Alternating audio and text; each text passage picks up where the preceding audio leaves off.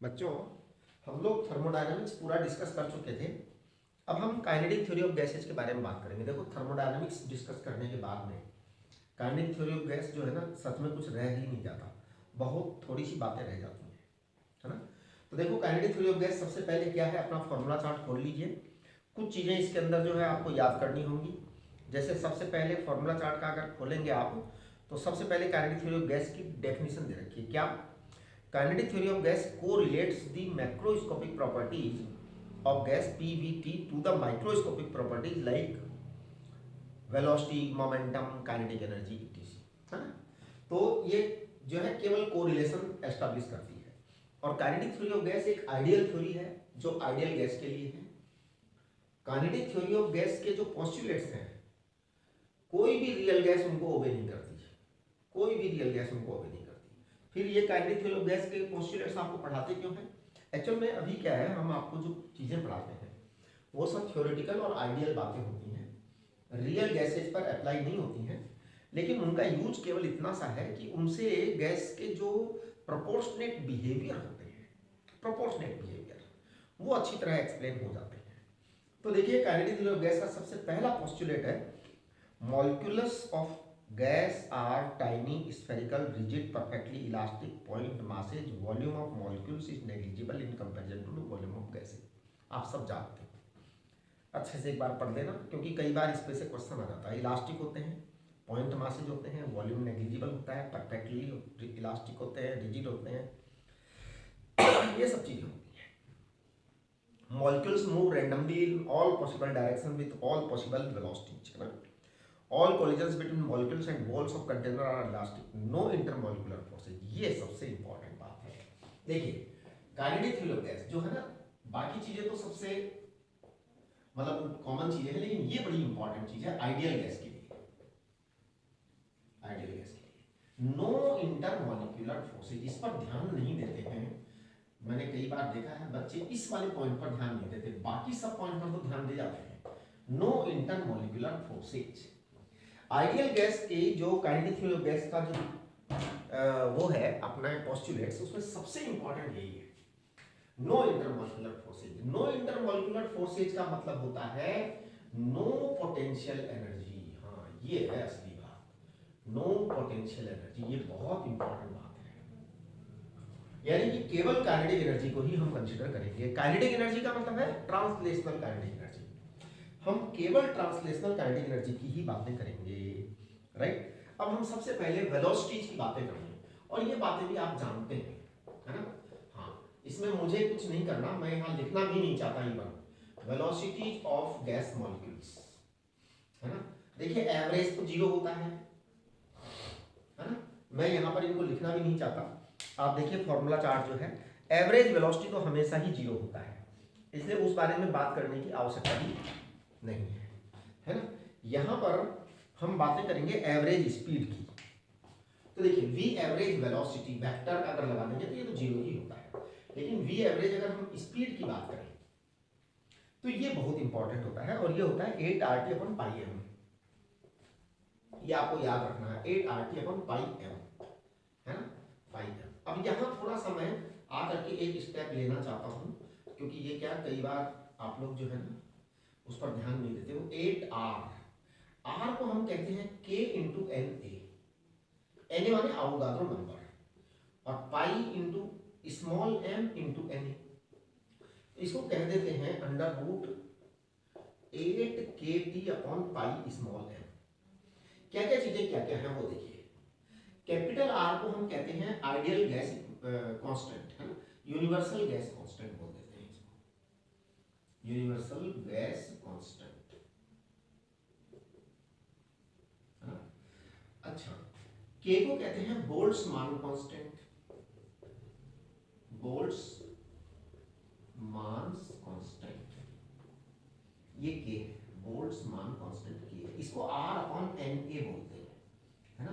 आपको मैं बताऊं कि R की जो वैल्यू होती है वो होती है 8.31, और Na की वैल्यू होती है नॉट इसकी मांडरवाल ये sorry Avogadro number 6.023 into 10⁻23। It comes out to be 1.38 into 10⁻23 joule पर केल्विन, ये इसका जो है ना वो होता है यूनिट होती है। ये बोल्ट्जमान कांस्टेंट की बात हुई। बिल्कुल इसी तरह से अगर हम आरएमएस की बात करें तो जैसे वीआरएमएस होता है √3 RT/कैपिटल M। √3 RT/कैपिटल M, आर को फिर हम बोलेंगे भाई क्या, आर को फिर हम क्या बोलेंगे KNA इंटू टी, और यहां बोलेंगे स्मॉल m NA। अब आप कहेंगे ये स्मॉल m क्या है, small m is mass of unit one molecule, single molecule है ना, तो 3 kT स्मॉल m है ना।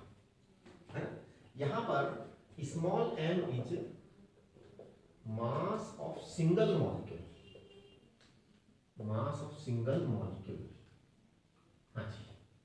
और Na इज, Na तो वो हो गया, तो कैपिटल M कितना होगा, capital M is molar mass, capital M is molar mass. Molar mass को हम कहते हैं स्मॉल m इंटू Na। ये आपका आरएमएस स्पीड हो गया है ना, ये एवरेज स्पीड था, ये आरएमएस स्पीड था। एक मोस्ट प्रोबेबल स्पीड और होती है। मोस्ट प्रोबेबल स्पीड वो होती है कि उस स्पीड से गैस के मैक्सिमम मॉलिक्यूल्स चल रहे होते हैं, और वो होता है 2 RT/कैपिटल M, दैट इज ट्वाइस KT/स्मॉल m। ये आपका V मोस्ट प्रोबेबल होता है, करेक्ट। तो ये आप देखेंगे ना, तो इसको अपन ऑर्डर जमा सकते हैं, जैसे VRMS ये सबसे बड़ा होता है, उससे छोटा होता है V एवरेज, और उससे भी छोटा होता है VMP, ठीक है। मोस्ट प्रोबेबल, MP माने मोस्ट प्रोबेबल, ठीक है। तो ये आपको जो है ना ध्यान रखना है। अब यहाँ पर एक चीज आती है आइडियल गैस इक्वेशन, और इस आइडियल गैस इक्वेशन में बहुत सारी बातें होती हैं एक साथ।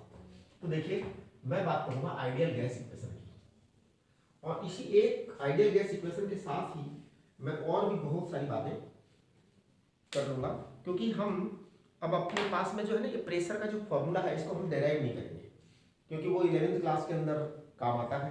आप लोगों को अब 11वीं क्लास का एग्जाम तो देना नहीं है ना। तो मैं बात कर रहा हूं आइडियल गैस इक्वेशन।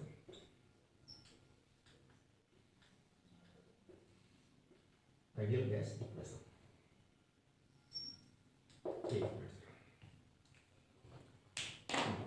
देखिए आइडियल गैस इक्वेशन जो है ना उसको सब लोग जानते हैं, है ना। एक मिनट में इसको दोबारा लिख देता हूं, आइडियल गैस इक्वेशन, है ना। तो आइडियल गैस इक्वेशन जो है इसको सब लोग जानते हैं। आइडियल गैस इक्वेशन होती है PV = nRT। अब इसको मैं थोड़ा सा कन्वर्ट करूंगा चीजों को आपस में। देखिए सबसे पहले कुछ चीजें जो आप जानते हैं ना, मैं उन्हीं पर बात करूंगा। PV = N, N को कहते हैं mass upon molecular mass, total mass upon molecular mass. इसको कहते हैं कैपिटल M, टोटल बोल दो, है ना, total mass of the gas into RT।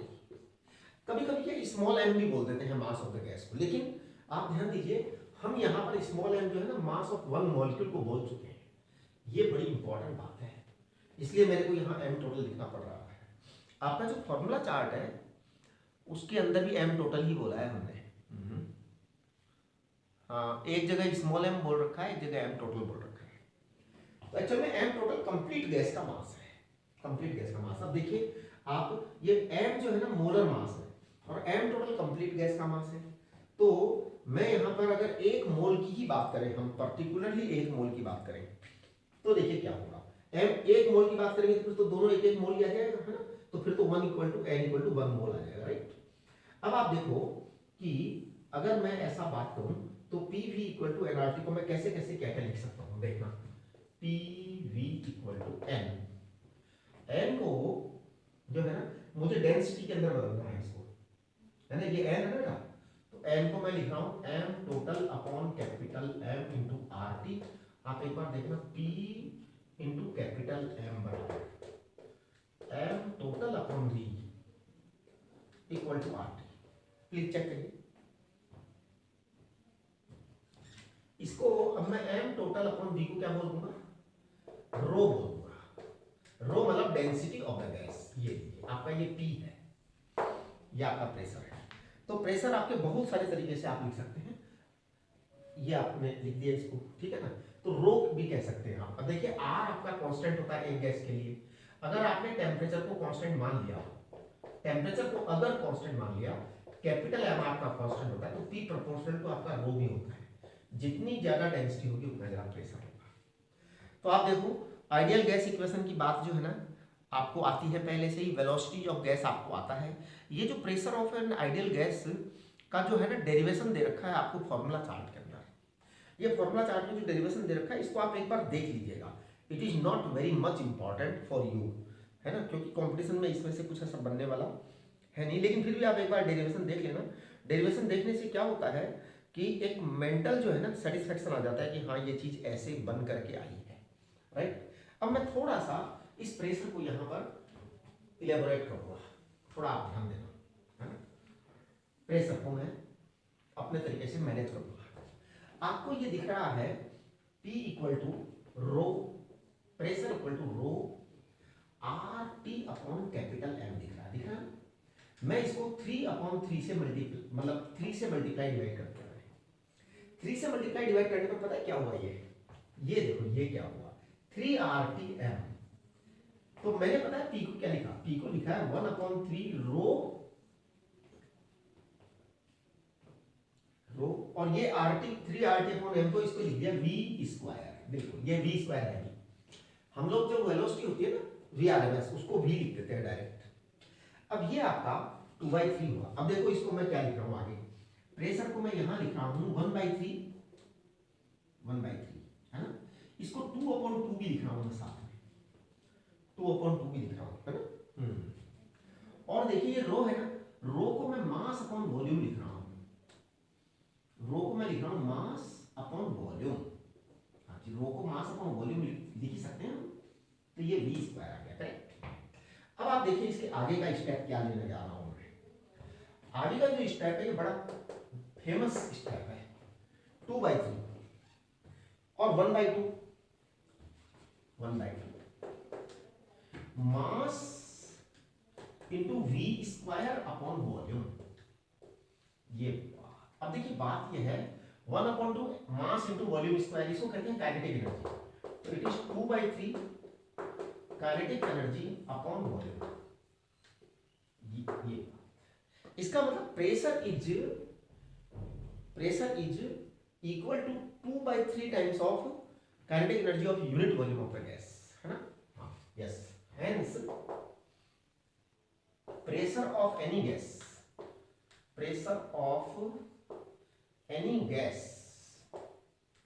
in any container, pressure of any gas in any container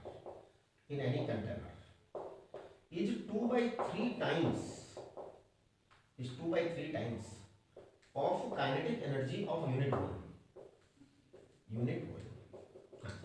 इस काइनेटिक एनर्जी को हम लोग कई बार ट्रांसलेशनल काइनेटिक एनर्जी भी बोल देते हैं केवल, और एक्चुअल में ट्रांसलेशनल ही है ये, है ना। ये जो रूट मीन स्क्वायर आता है ना, ये केवल ट्रांसलेशनल काइनेटिक एनर्जी आती है। तो आप यहाँ पर नोट कर दीजिए, नोट है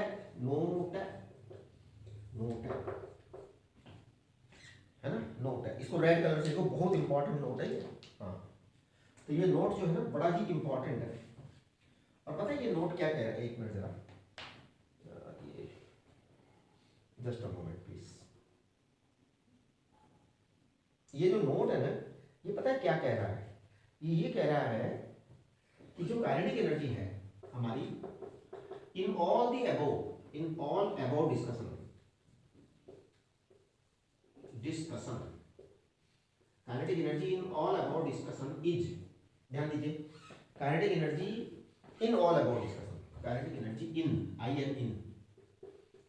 all above discussion is, kinetic energy in all above discussion is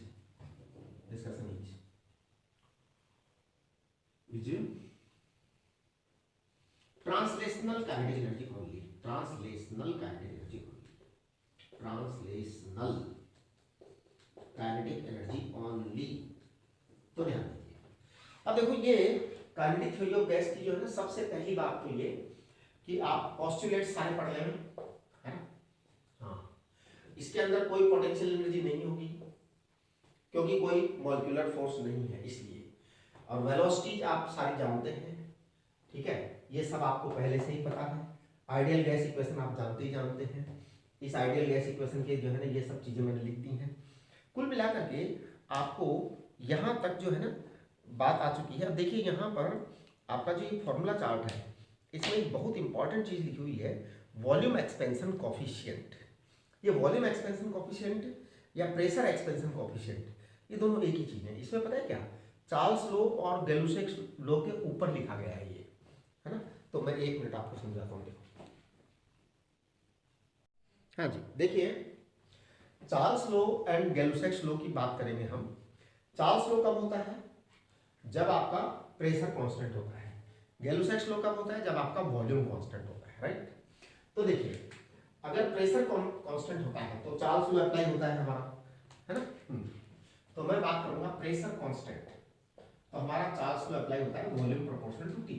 और ये वॉल्यूम प्रोपोर्शनल टू टी जो होता है ना, इसको मैं कहता हूँ V2/V1 इक्वल टू T2/T1। अब देखो अगर आपने एक टेम्परेचर सपोज कुछ भी दिया, है ना, मान लो T डिग्री सेल्सियस दिया, तो T डिग्री सेल्सियस का मतलब होता है T+273 और 0 डिग्री का मतलब होता है 273। तो मैं कहूँगा V at T degree Celsius और V at 0 degree Celsius it is equal to 273 plus T/273। थोड़ा सोचने की कोशिश करो, है ना। ये एक्चुअल में थोड़ा ध्यान देने की बात है, कई बार क्या हम लोग ध्यान नहीं देते हैं इस पर। ये T, अब देखो इसको है ना, आप अगर याद करोगे तो एक्सपेंशन वाला जो मैंने आपको कंसेप्ट बता रखा है मटेरियल साइंस के अंदर, है ना, कि प्रॉपर्टी ऑफ मटेरियल में, है ना, तो ये गामा T था। हमने कहा था इसको gamma is volumetric expansion coefficient, coefficient of volumetric expansion. तो ये 1 गामा जो है ना, gamma is 1/273। It is what, coefficient of volume expansion, coefficient of volume expansion,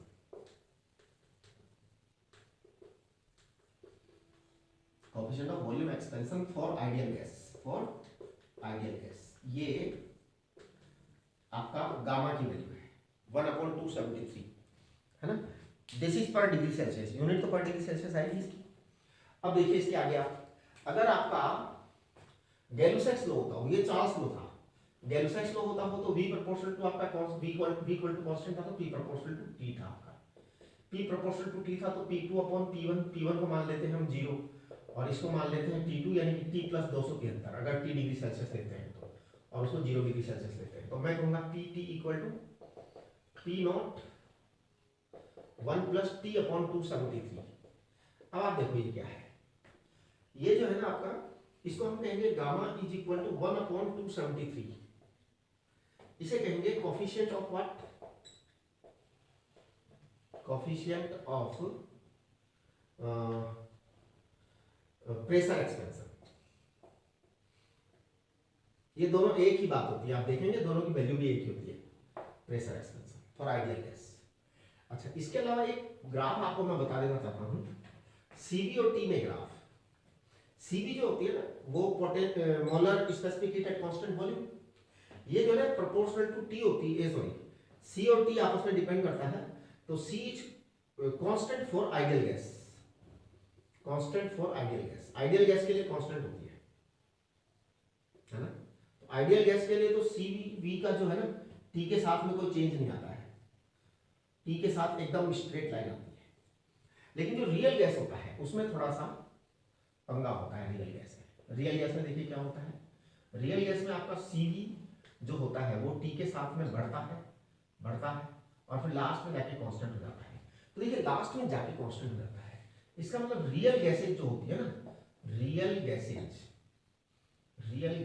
behaved like ideal gases, behaved like ideal gases. ध्यान दीजिए, real gases behaved like ideal gases, real gases behave like ideal gases in real gases behave like ideal gases at high temperatures, at high temperatures।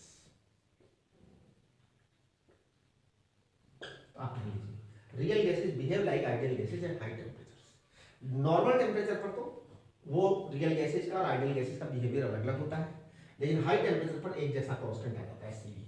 तो ये एक important बात है, right. Boyle's law आप जानते हैं, चार्ल्स लॉ आप जानते हैं, गैलुसेक्स लॉ और रेग्नॉल्ड्स लॉ। गैलुसेक्स लॉ को ही रेग्नॉल्ड्स लॉ बोलते हैं, राइट। एवोगैड्रो लॉ भी आप जानते हैं। मेरे को अभी फालतू टाइम खराब करने से कोई फायदा नहीं है कि मैं आपको एवोगैड्रो लॉ समझाऊं। एवोगैड्रो लॉ जो है, अब कई लोग इसको आवोगाद्रो बोलते हैं, कई लोग इसको एवोगैड्रो बोलते हैं। ये अंग्रेजी की जो लैंग्वेज है ना ऐसी ही है। साइकोलॉजी को पसाइकोलॉजी बोलता हूँ मैं, है। अब साइकोलॉजी बोलती है सारी दुनिया, मैं बोलता हूँ पसाइकोलॉजी, ऐसा ही है। तो देखो आवोगाद्रो जो है ना, कई लोग एजुकेशन को एजुकेशन बोलते हैं, है? अब मैं एजुकेशन बोलता हूँ, मैं एजुकेशन नहीं बोलता। तो ये ऐसा ही है ना। तो ये आवोगाद्रो लो है, आवोगाद्रो है या एवोगाद्रो, यार पता नहीं, जो भी है आप सब जानते हैं, इसमें मेरे को ज़्यादा बात करने की जरूरत नहीं है। Dalton's law of partial pressure, ये भी आप जानते हैं। यहाँ पर मैं आपको एक आइडिया दूंगा, वो ये कि आप ये वाला फार्मूला जो याद रखते हो ना कि Dalton's law of partial pressure क्या होगा, P इक्वल टू आप याद रखते हैं P1 plus P2 plus P3। मैं आज आपको इसके बजाय ज़्यादा बेटर फॉर्मूला देता हूँ कि जो कभी भी आपका किसी भी अलग अलग वॉल्यूम की मिक्सिंग के लिए भी सही होगा। कि जैसे मान लो टेम्परेचर सेम रख रखा है आपने सब, आपके पास 4-5 गैस के अलग अलग कंटेनर्स हैं, अलग अलग कंटेनर्स हैं, और आपने सारे कंटेनर्स को एक किसी कंटेनर में मिक्स किया, तो आप ये वाला फार्मूला लगाएंगे तो आपका आंसर बेटर आएगा और हमेशा एकदम डायरेक्ट आएगा, बिना किसी फर्दर कैलकुलेशन के आएगा। हाँ ये देखो, तो पता है मैं क्या बोल सकता हूँ, मैं एक कंटेनर में अगर गैस को रखा गया है P फाइनल B फाइनल, तो इसको मैं बोल सकता हूँ सिग्मा PV। ये एकदम परफेक्ट फॉर्मूला है और आपको कभी भी ये आंसर गलत नहीं देगा, हमेशा राइट आंसर देगा आपको, है ना। अच्छा, ब्राउनियन मोशन तो random motion of the particle here और there because of the internal collisions होता ही होता है, तो ये तो आप लोग जानते ही हैं। एक यहाँ पर मीन फ्री पाथ है। मीन फ्री पाथ का एक फॉर्मूला तो देखो आपको रखना ही पड़ेगा, याद रखना पड़ेगा। वैसे जो है ना मैंने हो सकता है उसमें प्रूव भी करवाया हो आपके 11th क्लास के अंदर, तो 11th क्लास में इसको प्रूव करवाया हो सकता है, लेकिन अगर नहीं भी करवाया तो कोई दिक्कत नहीं है। आप है ना लैम्डा बार जो है मीन फ्री पाथ, इसका ये वाला फार्मूला एकदम परफेक्टली याद रखें और इसकी बहुत ज़रूरत पड़ती है साहब। अभी भी इस बार भी जो है ना 2000 जो ये 2020 का जो एग्जाम हुआ था उसमें मेंस में भी क्वेश्चन आए थे और एडवांस में भी क्वेश्चन आए थे इसके ऊपर, तो ये बड़ी ही इंपॉर्टेंट बात है। तो ये आ गया है π√2 और n इंटू डी स्क्वायर। अब इसमें क्या क्या चीजें क्या क्या है ये बड़ी इंपॉर्टेंट बात है। लैम्डा जो है इसको मीन फ्री पाथ कहते हैं, लैम्डा बार को, lambda bar is mean free path, mean free path है ना। n जो है ये है molecular density, molecular number density है ना, इसको नंबर डेंसिटी बोलते हैं तो ज्यादा अच्छा रहेगा। नंबर डेंसिटी का मतलब होता है total number of molecules per unit volume, number of molecules upon volume, this is the molecular density, number density है ना, ये n है। और d है डायमीटर ऑफ मॉलिक्यूल, d क्या है, डायमीटर ऑफ मॉलिक्यूल,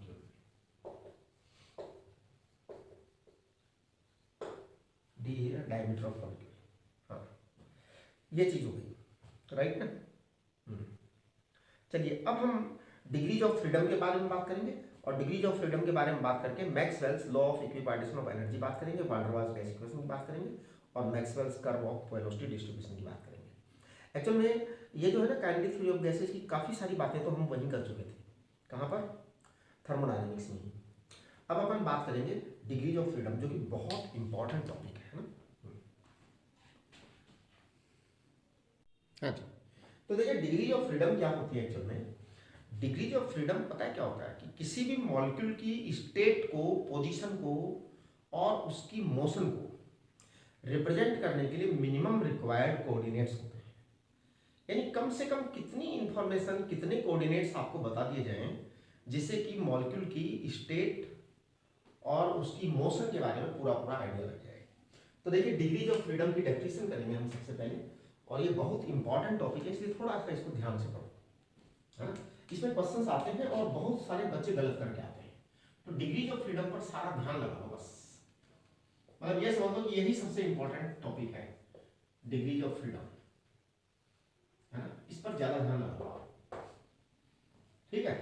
तो देखिए मैं जो है ना इस डिग्रीज ऑफ फ्रीडम को सबसे पहले डिफाइन करता हूँ स्मॉल एफ, इसको स्मॉल एफ से लिखते हैं ना, minimum number of coordinates,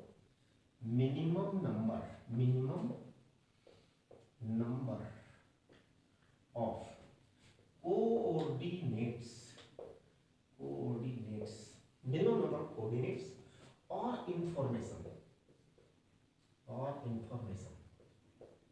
required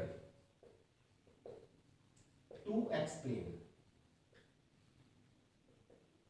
minimum number of coordinates or information required to explain the state or motion of the particle or molecule, molecule बोल दो सीधा, है ना। हाँ, यहाँ तो अपन मॉलिक्यूल की बातें कर रहे हैं ना।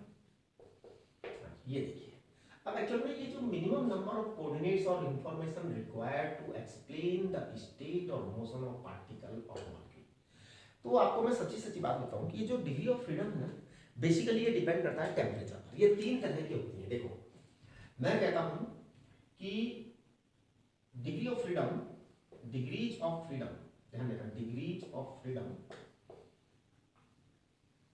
F डिपेंड्स अपॉन टेम्परेचर, हाँ जी, गैस के टेम्परेचर पर डिपेंड करता है। टेम्परेचर ज्यादा होगा तो डिग्री ऑफ फ्रीडम ज्यादा हो जाएगी, temperature more, degree of freedom more. Actual में डिग्री ऑफ फ्रीडम जो है तीन तरह की होती है, नंबर 1, नंबर 2, नंबर 3। मैं बताता हूँ आपको। ट्रांसलेशनल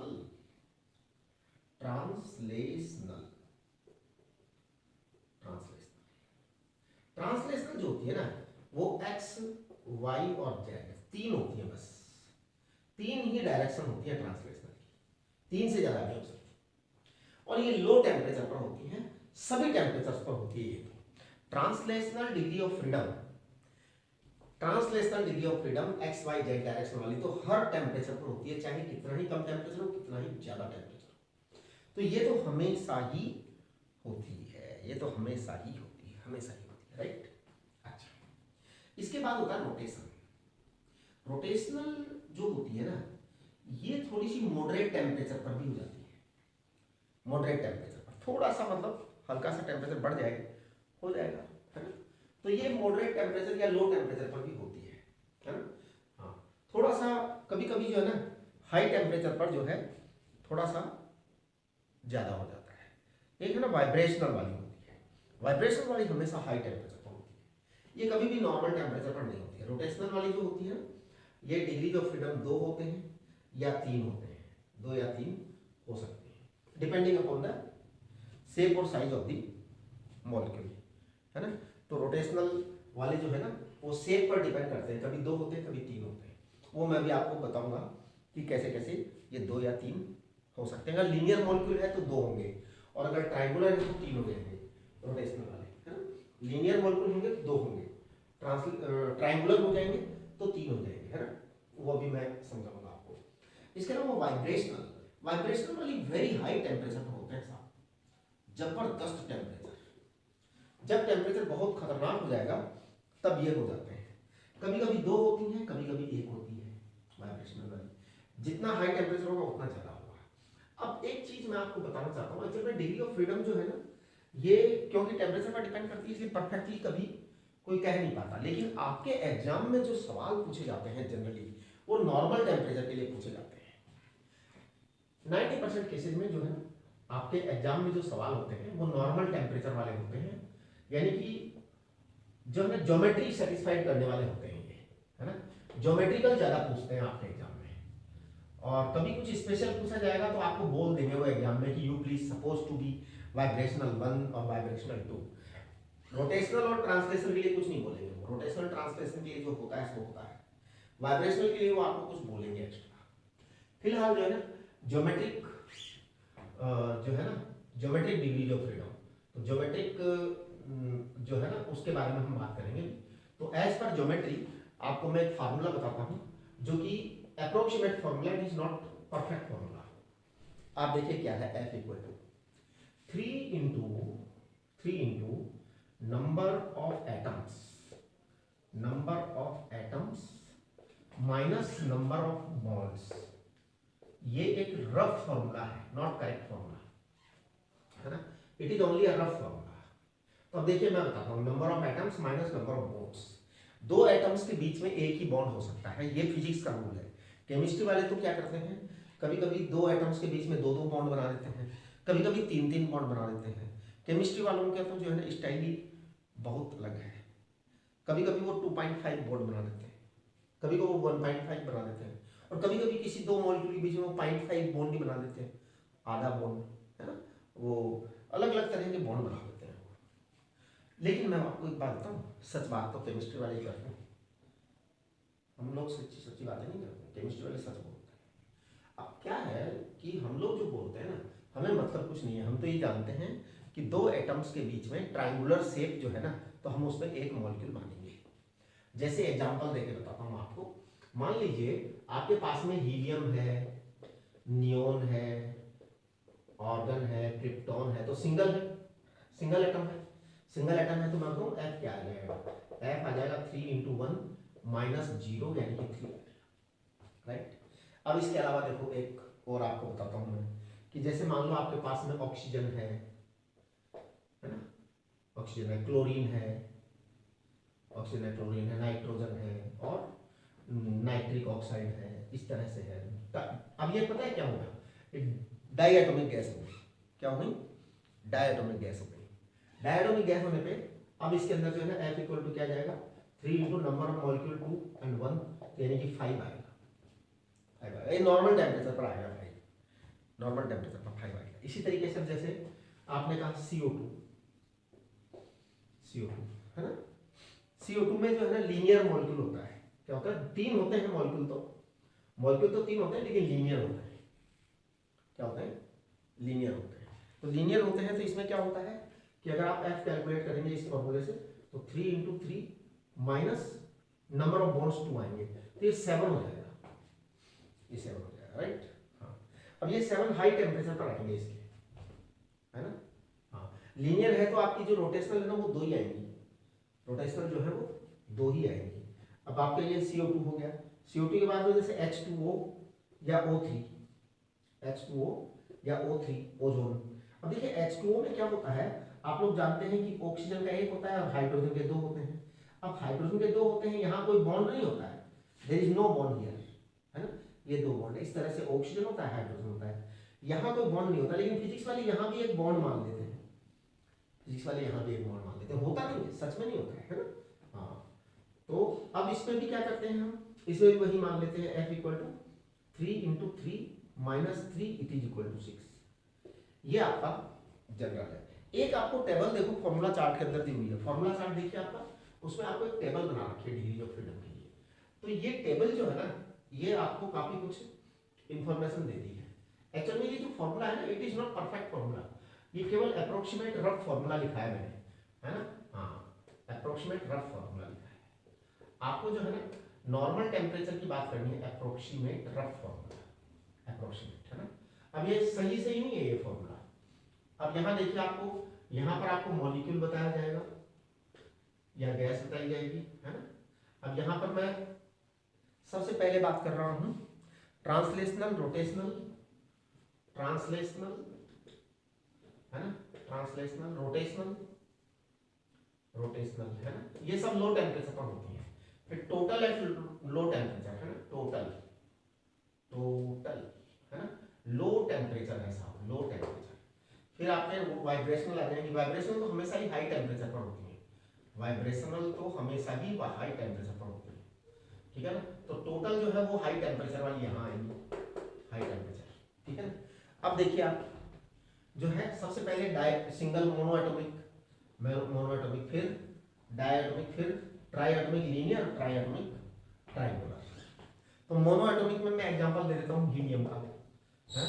डायएटॉमिक में मैं एग्जांपल दे देता हूँ ऑक्सीजन का, ट्राइएटॉमिक में एग्जांपल दे देता हूँ CO2 लीनियर वाला, और ओजोन आपका जो है ना ट्राइएटॉमिक, वो मतलब ट्राइएटॉमिक ट्राइंगुलर है, CO2 ट्राइएटॉमिक लीनियर वाला है, करेक्ट। अब देखिए ट्रांसलेशन तो साहब चाहे जो भी हो 3 ही होती है, वो तो कभी ज्यादा कम हो ही नहीं सकती। सिंगल वाले में रोटेशनल 0 होता है, कभी भी रोटेशनल नहीं होगी। अब ये जो है ना लीनियर वाले में रोटेशनल जो है ना हम 2 मानते हैं, रोटेशनल 2 मानते हैं। 2 मॉलिक्यूल है, 2 के ऊपर हो सकती हैं, लेकिन ये जो तीसरा वाला है इसके अंदर हम 3 मानते हैं, इसके अंदर हम 3 मानते हैं। तो लो टेम्परेचर पर अगर हम इनकी डिग्री ऑफ फ्रीडम की बात करें तो 5 और ये 6 हो जाती है, लो टेम्परेचर पर ऐसा होगा, राइट। हाई टेम्परेचर पर क्या होता है, वाइब्रेशनल तो इसमें तो होंगी नहीं, सिंगल वाले में वाइब्रेशनल बिल्कुल नहीं होती। इसमें जो है ना वाइब्रेशनल हो जाती है, 2 मॉलिक्यूल होते हैं, 2 अलग अलग स्टाइल में वाइब्रेशन कर सकते हैं, अलग अलग स्टाइल में, दोनों का वाइब्रेशन अलग अलग उससे हो सकता है तरीके से। तो वो आपकी 2 फ्रीक्वेंसी हो जाएंगी। यहाँ पे 3 है। अब ये तीनों जो ट्रायंगल वाले हैं ना, इसमें एक बात होती है कि जो मॉलिक्यूल होते हैं वो एक कंप्लीट जो है ना ट्रायंगल बना देते हैं, तो पूरा का पूरा ट्रायंगल एक साथ घूमता है, पूरा का पूरा ट्रायंगल एक साथ घूमता है। अगर घूमता है तो वाइब्रेशनल या वाइब्रेशन होता है तो कंप्लीट ट्रायंगल का होता है। तो यहाँ पे वाइब्रेशन को हम एक ही लेते हैं, है ना, और ये 3 है, ये 7 हो जाता है, ये 7 हो जाता है, ये भी 7 हो जाता है। यानी जो हाई टेम्परेचर पर मैक्सिमम डिग्री ऑफ फ्रीडम जो आपके पास में आपके एग्जाम में आने वाले हैं वो 7 वाला आने वाला है। वैसे 99% आपके हाई टेम्परेचर वाला पूछते नहीं है आपके एग्जाम्स में, आपके एग्जाम्स में केवल यही पूछते हैं। जब उनको हाई टेम्परेचर वाला पूछना होता है तो मैं बताऊं, हाई टेम्परेचर वाला पूछते हैं तो ज़्यादातर एडवांस में पूछते हैं, और एडवांस में जब वो पूछते हैं तो बोलते हैं, वहाँ पे क्वेश्चन में बोलते हैं कि at this high temperature 1 degree of freedom is there for the vibrational और 2 degree of freedom there for the vibrational. वो इस तरह से बोलते हैं, राइट, यानी आपको क्लियर कर देंगे वो, है ना। ये वाली बात अभी आपको कभी भी नहीं बोलेंगे, ये 2 वाली तो कभी बोलेंगे नहीं। जब भी एग्जाम में कुछ एक्स्ट्रा बोलना होगा उसको पेपर सेटर को, तो वाइब्रेशनल की बात करेगा वो, और कोई बातें नहीं करेगा। इसके बाद में हम बात करेंगे Maxwell's law of equipartition of energy और फिर van der Waals gas equation, right. हाँ जी, अब बात करेंगे हम Maxwell's law of equipartition of energy. देखिए मैक्सवेल्स लॉ ऑफ इक्विपार्टीशन, देखिए नेम इटसेल्फ इज इंडिकेटिंग कि इक्विपार्टीशन ऑफ एनर्जी, यानी कि एनर्जी का इक्वल डिस्ट्रीब्यूशन होता है ना। तो देखिए मैक्सवेल्स लॉ क्या कहता है ना, this law states that total kinetic energy of any molecule, any gas molecule, total kinetic energy of any gas molecule is equally divided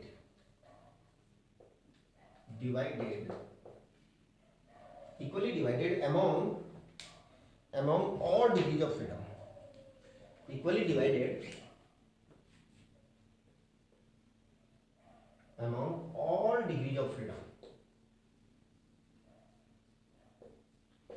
देखिए ये बहुत ही इंपॉर्टेंट बात है, Maxwell's law of equipartition of energy. This law states that total kinetic energy of any gas molecule is equally divided among all degrees of freedom, सभी degree of freedom में equally divided होता है ना। हाँ देखिए kinetic energy पर molecule पर degree of freedom, पर मॉलिक्यूल पर degree of freedom, per degree of freedom, it is equal to half kT. K is Boltzmann constant, K is Boltzmann constant and T is temperature, right? अब देखिए half kT, it is what? Energy per molecule per degree of freedom, per degree of freedom, है ना, पर degree of freedom. ये बड़ी ही important बात है, right. अब suppose if f is degrees of freedom, degrees of freedom of a molecule, F is degrees of freedom of a molecule. तो आप देखिए क्या होने वाला है, अगर F is degrees of freedom of a molecule है तो मैं कहूंगा कि energy of one molecule, energy of one molecule, एक मॉलिक्यूल की energy, that is energy of one molecule क्या आएगी जी, ये आएगी 1/2 के एफ टी। 1/2 के टी जो है इसको एफ से मल्टीप्लाई कर दिया बस, ये एक मॉलिक्यूल की आ गई। अब जब ये एक मॉलिक्यूल की आ गई तो जरा ई मोल की बताना, एक मोल की energy, energy of one mole of gas, ये आएगा आवोगाद्रो नंबर इनटू ई मॉलिक्यूल, एक मॉलिक्यूल की। हाँ जी, मोल माने आवोगाद्रो नंबर मॉलिक्यूल, है ना।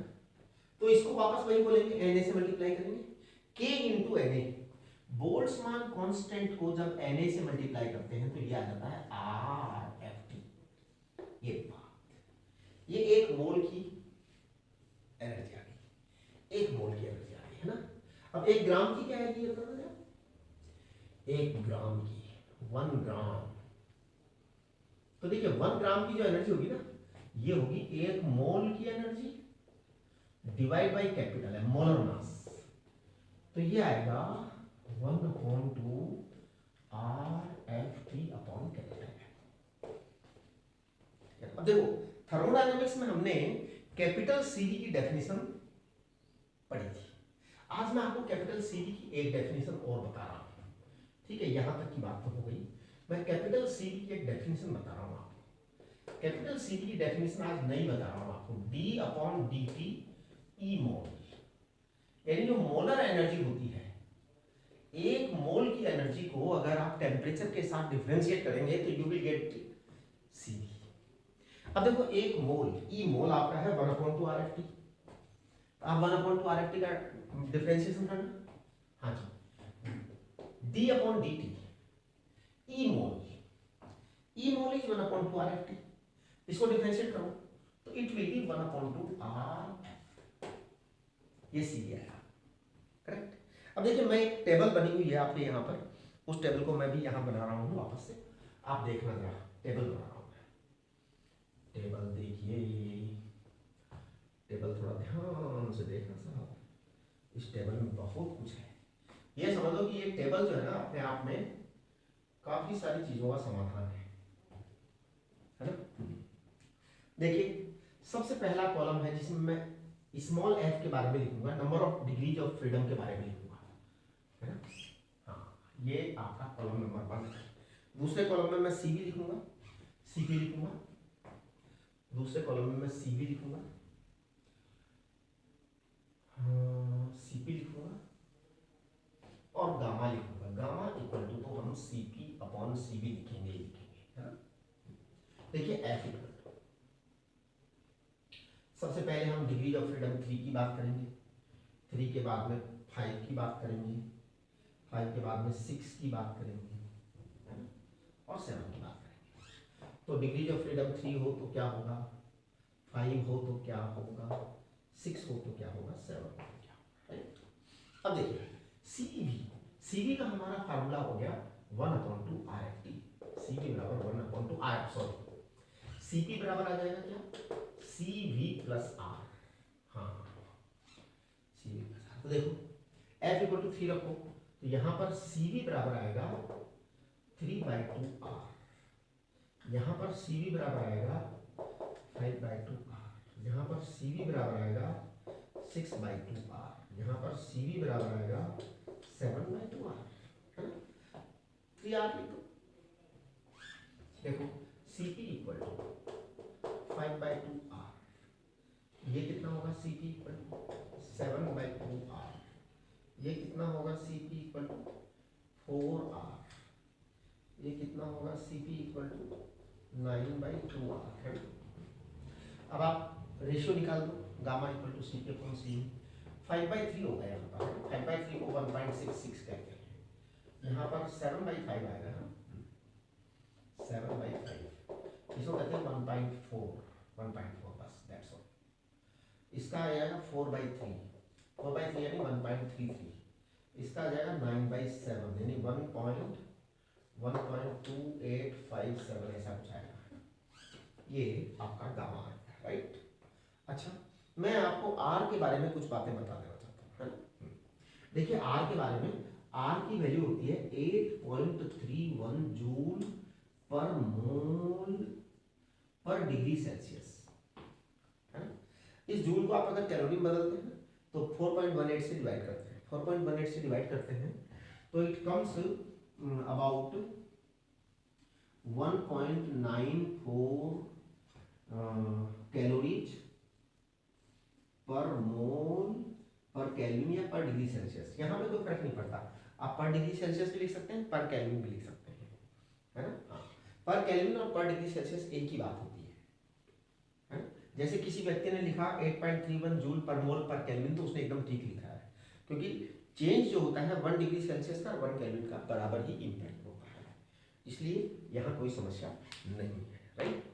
अब हम इसके बाद में बात करेंगे वान डर वाल्स गैस इक्वेशन और फिर Maxwell's curve for velocity distribution की बात करेंगे हम, राइट।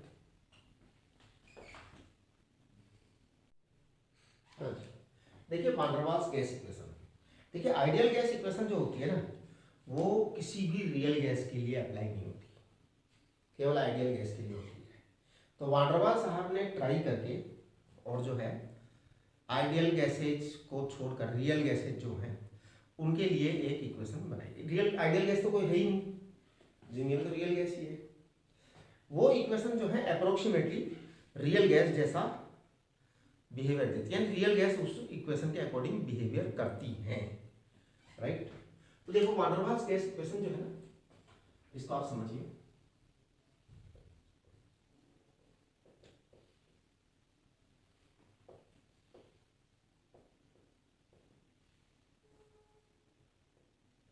देखो आपकी जो रियल गैस थी वो थी पीवी इक्वल टू एनआरटी, ये आपकी रियल गैस थी, है ना।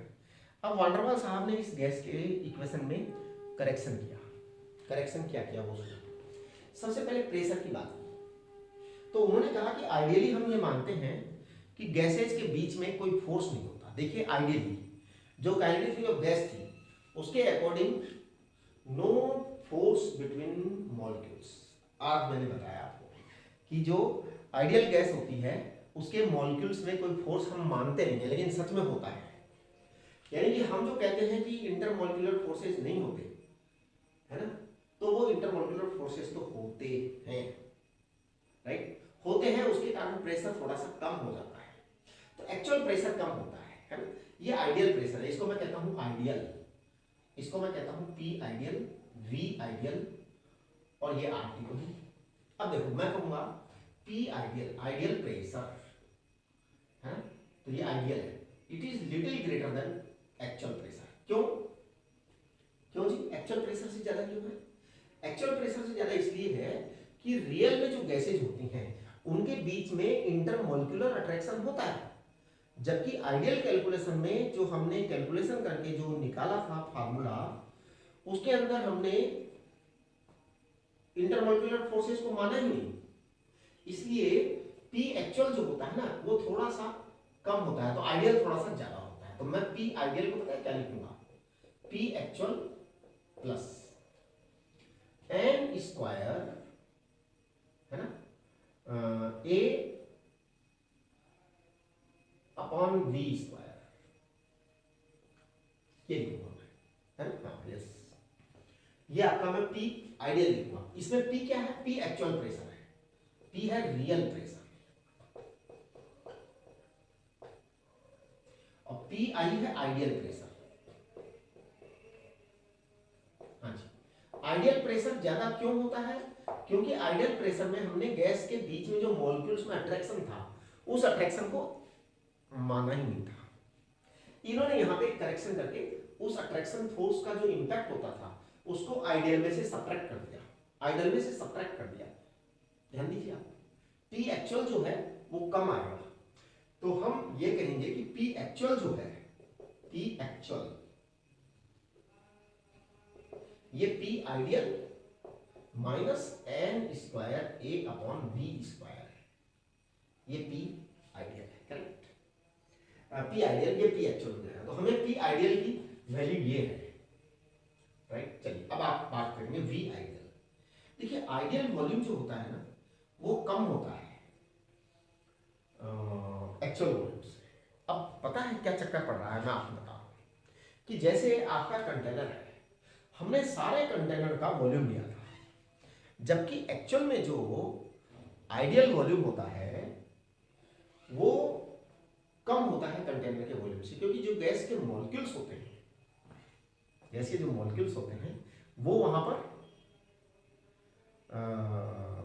अपनी जगह घेरते हैं, जबकि हमने उनकी जगह घेरने को नेग्लेक्ट किया था, उनकी जगह घेरने को नेग्लिजिबल स्मॉल माना था। हमने ये माना था कि गैस के मॉलिक्यूल्स कोई जगह नहीं घेरते, तो हमने पूरे कंटेनर को ही मान लिया था वॉल्यूम। तो आइडियल वॉल्यूम थोड़ा कम होता है, आइडियल वॉल्यूम थोड़ा कम होता है, तो वी जो है कंटेनर से वो थोड़ा सा कम होता है, ये बात है। अब आप थोड़ा सा समझने की कोशिश करिए, this V is volume of container, vessel, तो वेसल से कम होता है साहब आइडियल वॉल्यूम। अच्छा, आइडियल प्रेशर जो होता है वो एक्चुअल से ज्यादा होता है। अब हम इस इक्वेशन को जो है ना रीराइट करेंगे, PV equal P I equal to P I in ideal pressure ideal volume, it is equal to N R T. अब देखिए आइडियल प्रेशर जो है वो ज्यादा होता है, तो एक्चुअल प्रेशर में आपको कुछ जोड़ना पड़ेगा।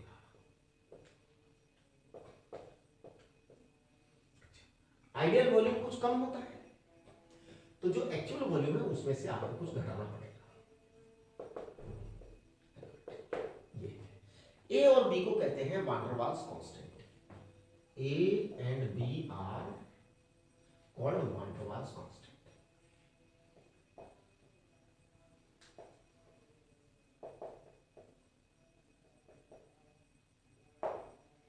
वान डेर वाल्स कांस्टेंट, ये ए एंड बी है जिनको हम वान डेर वाल्स कांस्टेंट कहते हैं, राइट। ये आपका जो है ना वान डेर वाल्स गैस इक्वेशन हो गया। अब इसके अंदर मैं आपको कुछ चीजें जो है ना डिफाइन करूंगा, और वो बहुत ही काम की चीजें हैं। ए और बी की डायमेंशंस तो आप निकाल ही लेंगे, उसके बारे में मेरे को ज्यादा बिल्कुल भी बात नहीं करनी, क्योंकि इसकी डायमेंशन बराबर है कि वो आप निकालिए अपने डायमेंशंस, तो I don't want to talk about that, है ना। हम बात करना चाहते हैं कुछ और, तो देखिए मैं बात कर रहा हूँ, है ना। देखो मैं क्या बात करने वाला हूँ, मैं बात करने वाला हूँ कि critical temperature, critical pressure, critical volume क्या होता है। सबसे पहले मैं टीसी को डिफाइन करूंगा। टीसी को कहते हैं critical temperature, critical temperature, critical temperature. आप ध्यान दीजिए क्रिटिकल टेम्परेचर क्या होता है। It is such a temperature, it is that temperature, it is that temperature above which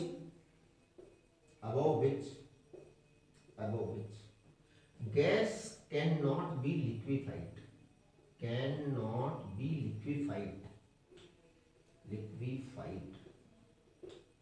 whatever high pressure be there, whatever be the high pressure,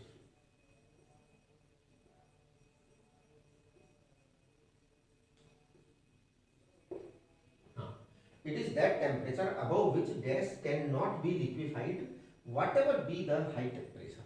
कितना भी high pressure हो जाए, कितना भी हाई प्रेशर हो जाए, है ना, इससे ज्यादा टेम्परेचर पर गैस जो है लिक्विफाइड नहीं हो सकती। अगर इससे ज्यादा टेम्परेचर हो गया यानी इससे कम का लिक्विफाइड हो जाएगा, है ना। हाँ, तो critical temperature is that limit of temperature up to which gas can be liquefied, है ना। हाँ, तो it is that limit of temperature, है ना, it is that limit of temperature, it is that limit of temperature at which gas can be liquefied,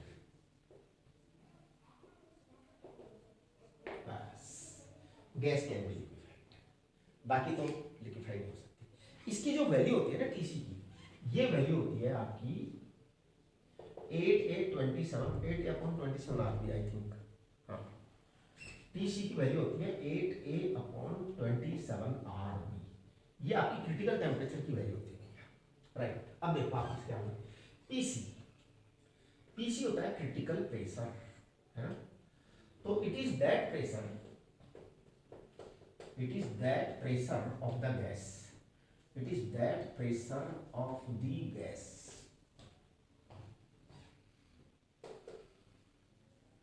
हाँ जी, it is that pressure of the gas which is needed to liquefy the gas,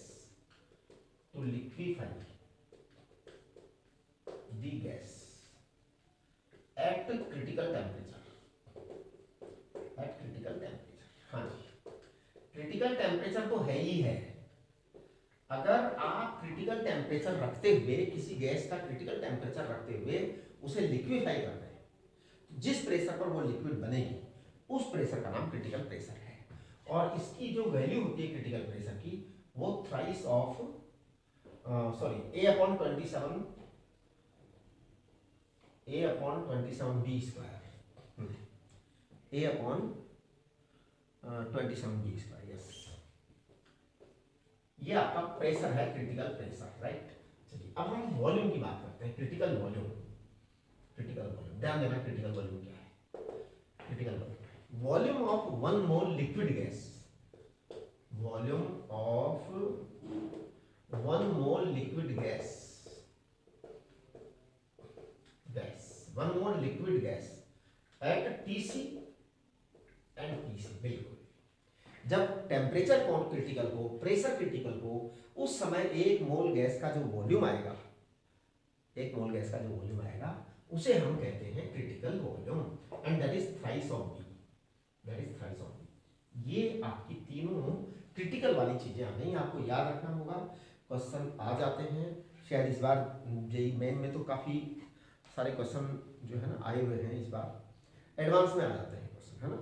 अब देखिए इसके अलावा एक चीज है, ये PCVC/RTC, ये जो है ना, इसको आप ले सकते हैं, तो PCVC/RTC या RTC/PCVC लिख दो, है ना। तो देखिए RTC/PCVC आप कैलकुलेशन करिए, आपको एक अमेजिंग नंबर मिलेगा।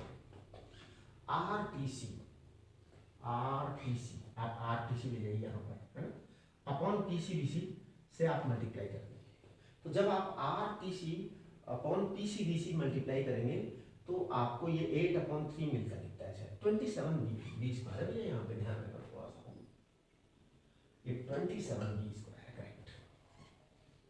तो देखो R को आप R रखेंगे, उस R को वहां ले लो, देखो ये देखो ये वाला R है, आप RTC क्या लिखेंगे, 8A/27 RB तो आपने लिख दिया। अब आप PCVC लिखिए, तो PC को आप लिखेंगे ना, तो PC देखिए आप नीचे लिखेंगे तो 27 B स्क्वायर ऊपर जाएगा, A नीचे आएगा, और आप जब इसको लिखेंगे VC को, तो ऑफ कोर्स 3B नीचे आएगा। आप कैलकुलेशन करें तो यू विल फाइंड इट 8/3, बस 8/3 आएगा, और कुछ नहीं आएगा, 8/3 है ना। इसे क्रिटिकल कोफिशिएंट कहते हैं, और ये क्रिटिकल कोफिशिएंट 8/3 सेम होता है सब गैसेज के लिए, तो this is called critical coefficient. 8/3 is called critical coefficient. देखिए आप फॉर्मूला चार्ट में ये लिख रखा है कि it is same for all the gases, है ना, कभी कभी पूछ लिया जाता है। अब हम बात करेंगे Maxwell's curve of velocity distribution, है ना। तो देखो इसको कर ही देते हैं, ये बहुत मतलब इंपॉर्टेंट कर्व है, और पता है क्या, इस कर्व से काफी सारा हमें आइडिया लग जाता है गैसेज का। जैसे जैसे टेम्परेचर बढ़ता है वैसे वैसे जो है ना रैंडमनेस बढ़ती है, जैसे जैसे टेम्परेचर बढ़ता है वैसे वैसे रैंडमनेस बढ़ती है। यही जो है ना यहाँ गैसेज के जो मैक्सवेल का जो कर्व्स है, इससे ये चीज प्रूव होती है। मैक्सवेल ने ये कर्व सारे के सारे जो है ना लेबोरेटरी में बाकायदा डेराइव किए, मतलब उसने ड्रॉ किया बाकायदा प्रैक्टिकल। ये कर्व जो है सारे के सारे प्रैक्टिकल कर्व है,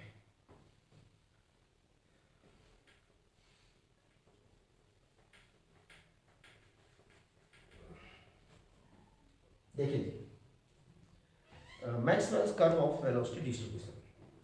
तो देखिए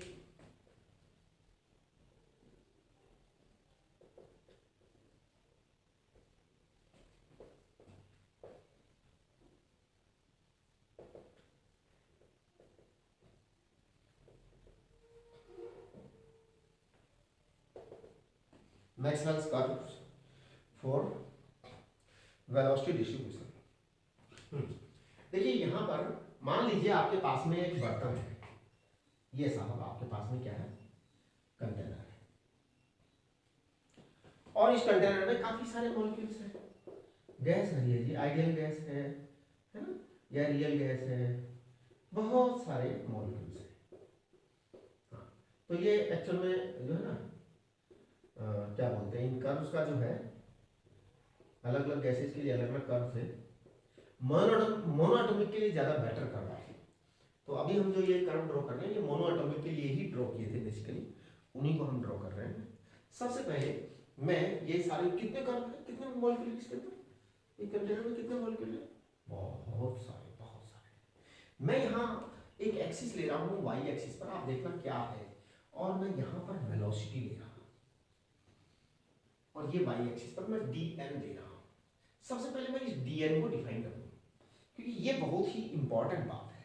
तो चलो मैं डी एन डिफाइन कर देता हूँ। D N is what, D N is number of molecules moving with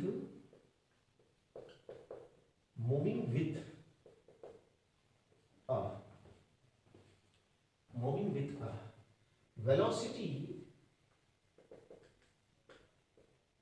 velocity of consideration,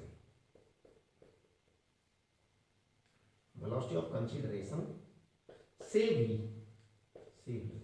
v मान लो कोई वेलोसिटी है, तो dn जो है ना, जैसे अब इसके अंदर है बहुत सारे मॉलिक्यूल हैं, कुछ मॉलिक्यूल्स जो हैं इसमें 10 मीटर पर सेकंड से चल रहे हैं, कुछ मॉलिक्यूल 20 मीटर पर सेकंड से चल रहे हैं, कुछ 100 मीटर पर सेकंड से चल रहे हैं, कुछ 1000 मीटर पर सेकंड से चल रहे हैं, कुछ 2000 मीटर पर सेकंड से चल रहे हैं।